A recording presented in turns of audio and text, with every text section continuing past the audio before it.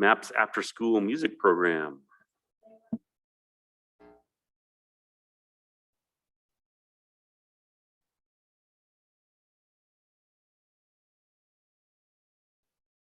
Good morning, everybody.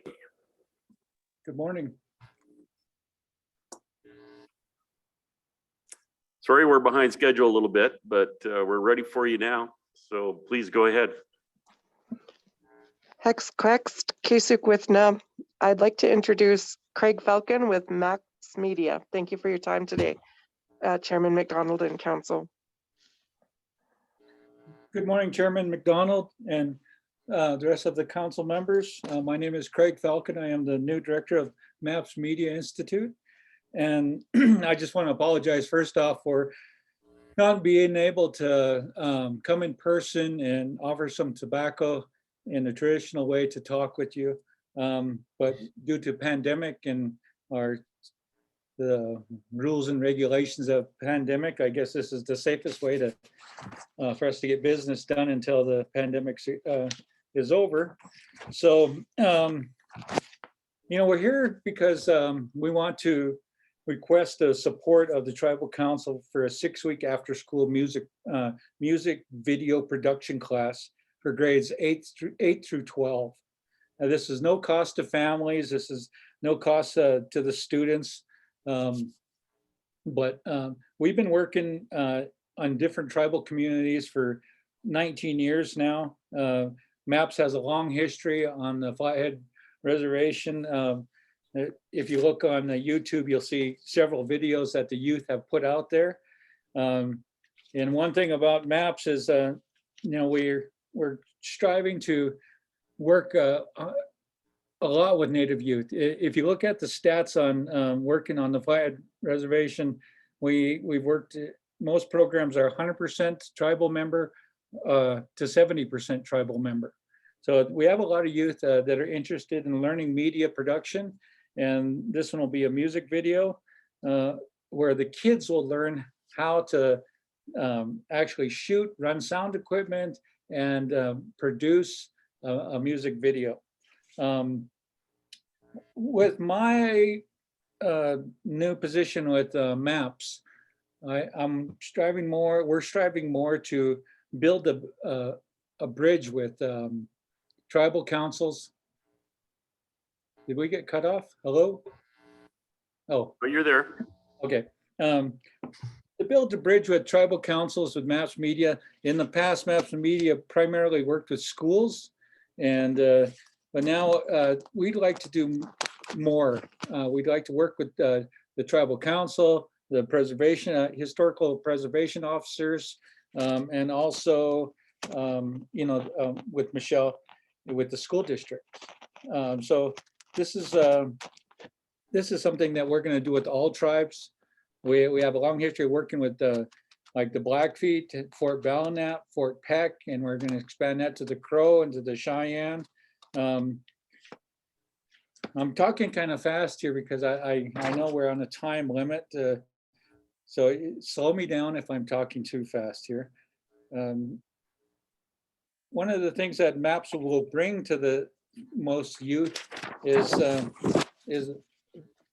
it's not a one-shot thing. It's like I said, we have a history with each tribe, and we'll keep coming back and keep coming back, so they'll learn more and more. We want to provide this as a stepping stone for them as young filmmakers to become maybe a future filmmaker that's earning an Emmy or a Grammy or something like that. And this would be the first step in their education in film to get that. It'll also be a great step for them to, if they're going to the university for film school, they'll already know so much. It'll just give them a great head start. I just want to go over a couple of things that MAPS has done in the past. Like, we've been working on Flathead Reservation since 2014 with the Gear Up program. St. Ignatius, and from 2017 to 21, doing after school programs. Blackfeet Nation, 2018 and 19. And we're also have some programs in the works right now. Fort Belknap Tribe, we've been working with them since 2018. And we have two productions in pre-production right now.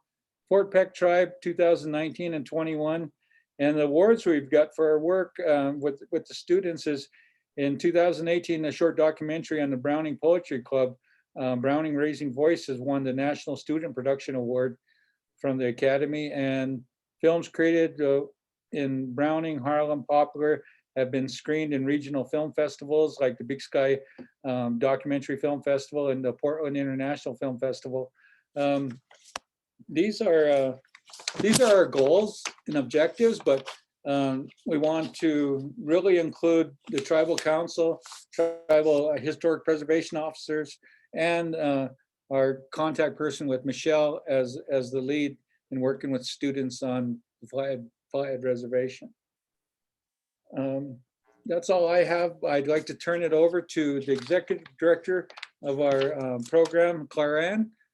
Claranne, would you like to say a few words about the history of MAPS? You bet. Craig, thank you.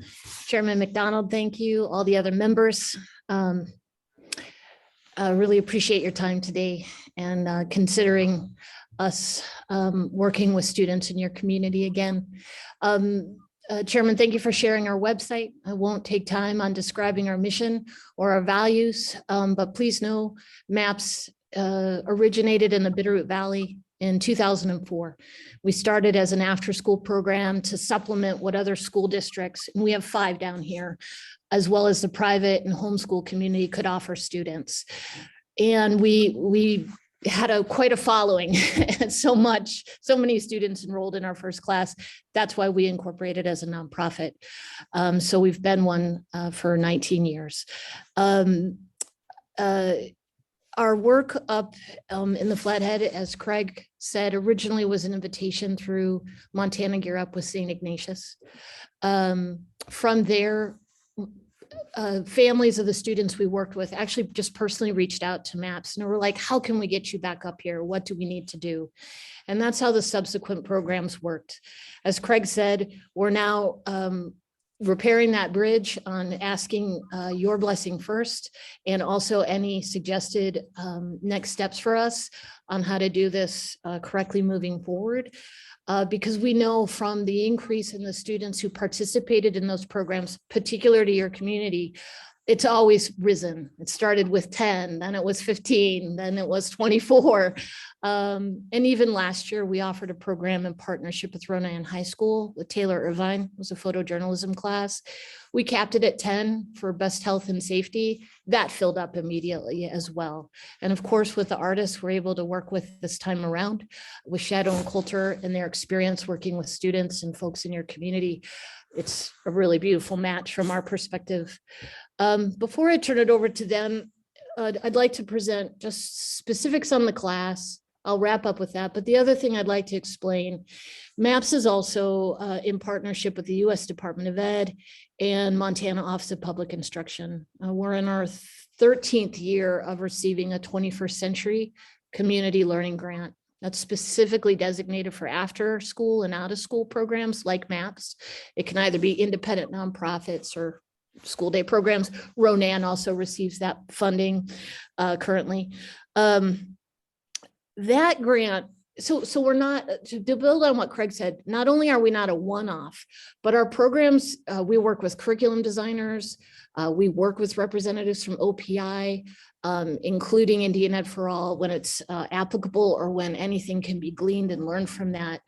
They're meant to not only build on these media skills, but also how that translates or how that complements and supplements what they may already be learning in school or within their families. So skill sets, not only ranging from tech and expression and arts, but also how that translates into communication or language or math or computer science, let alone relevant skills many of us need in order just to have that in our pocket to contribute to our success moving forward. So please know that that is a big part of what we do on the back end in preparation.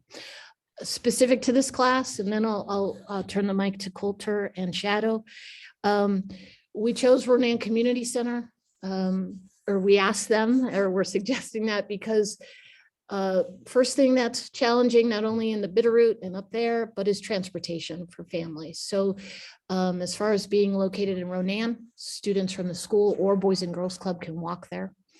We found that when we work in schools, students contribute differently than when they see maps as just an artistic studio or a creative experience. So when we can operate outside of schools, we try to do that.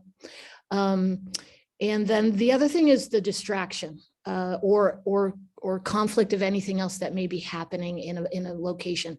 Case in point, the Boys and Girls Club. We ran a film class there in 2019 after they first opened the Ronan building.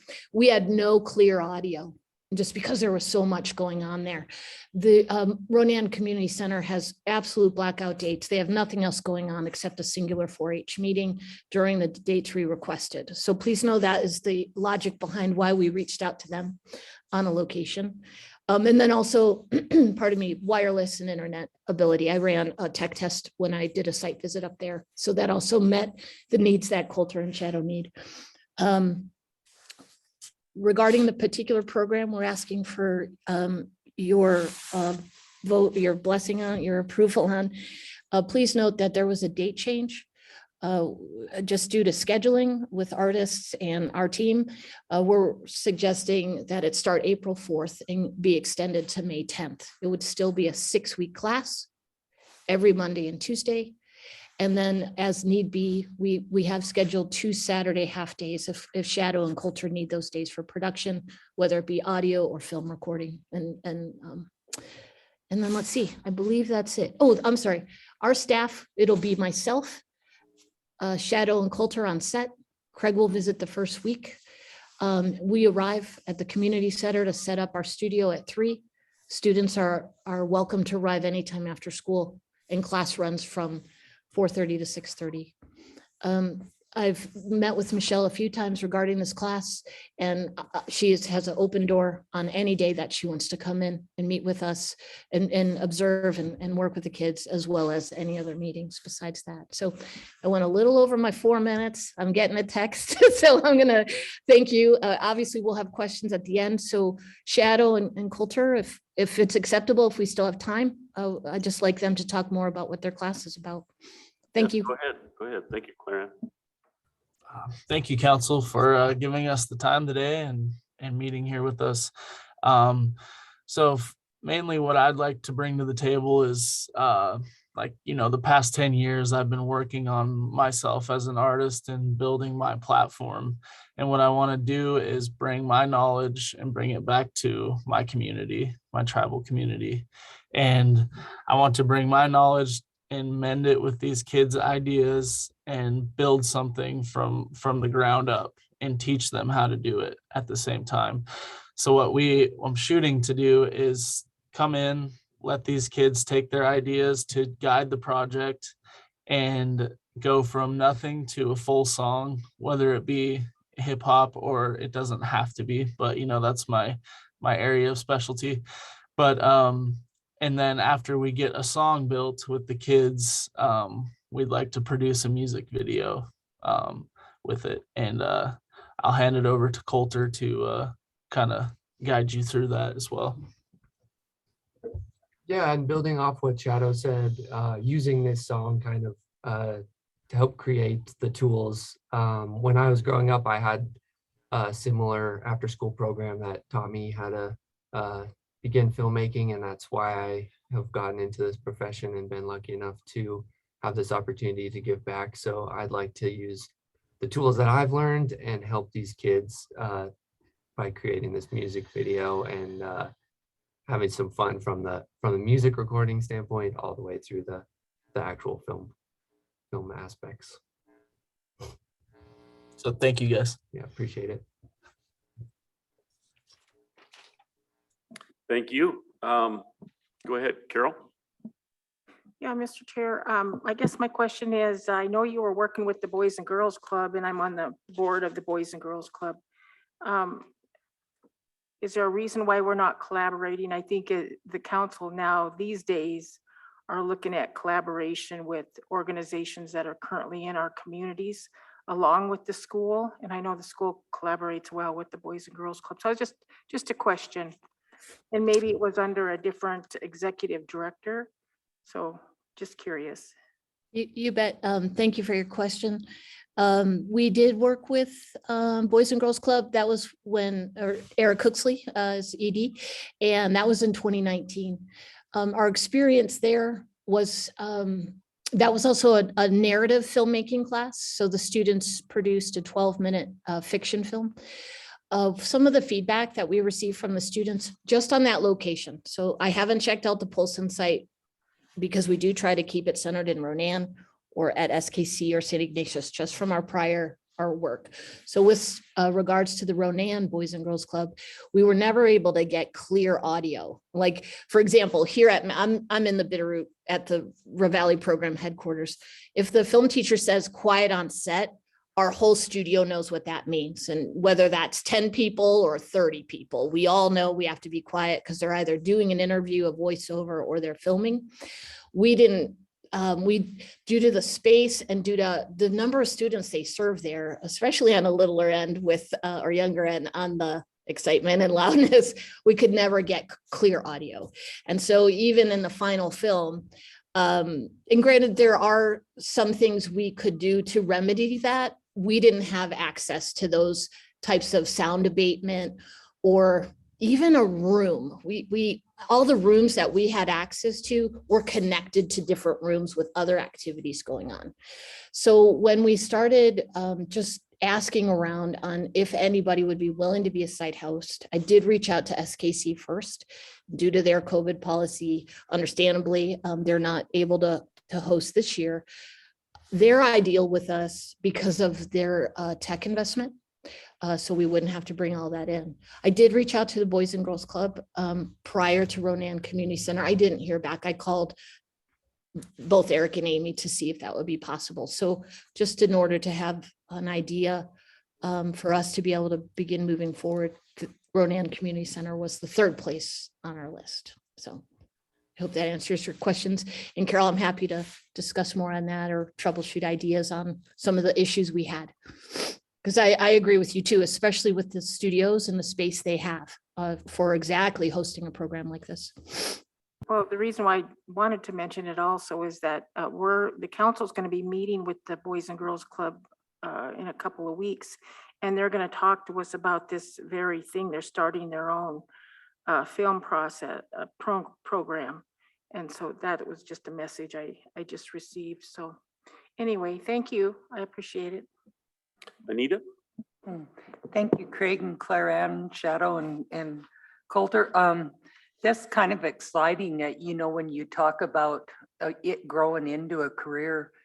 I've got a grandson who will be 13 in April, and he makes his own videos and things I don't understand happen. I'm lucky to get it turned on, but it's such an opportunity when you look at an individual, and I couldn't tell you his name, but he was barely out of high school and a millionaire producing.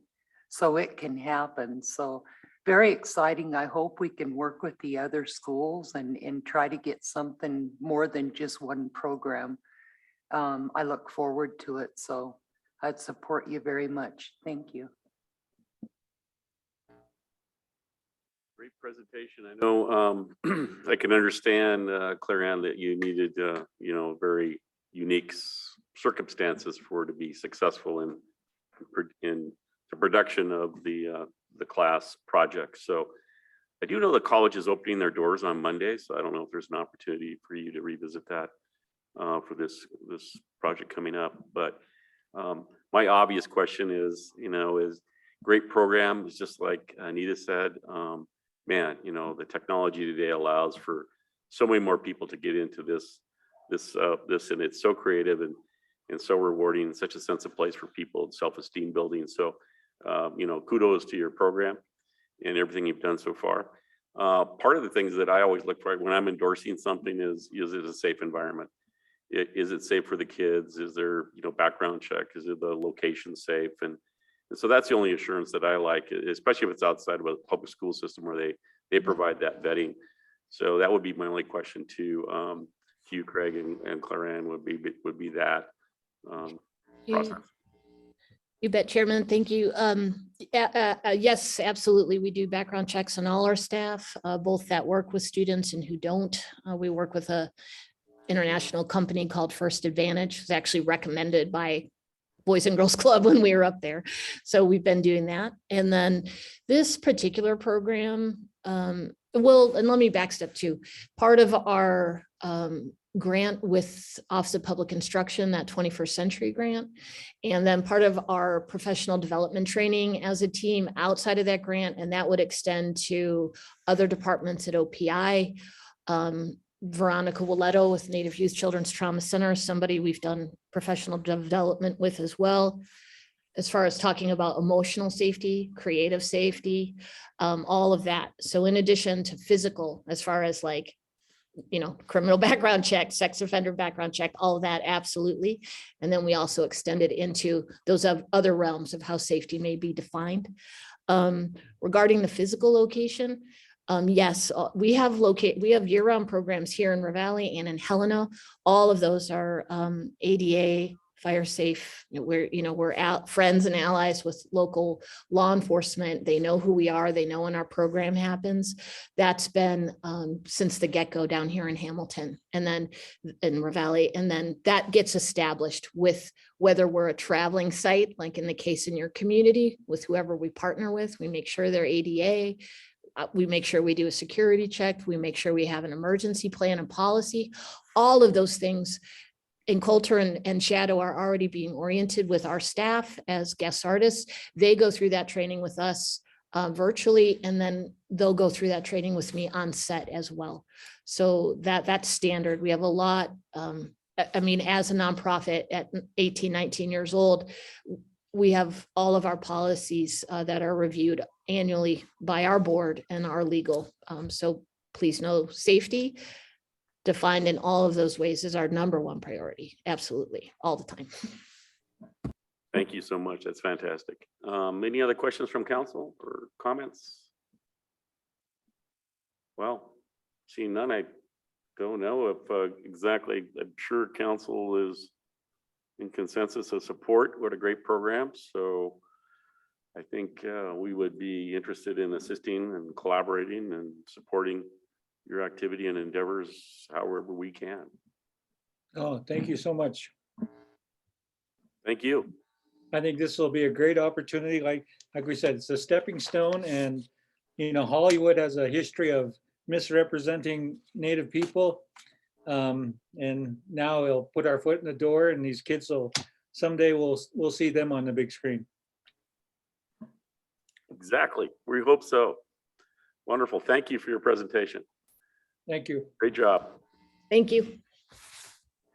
We will Thank you, take a council. short break right now. So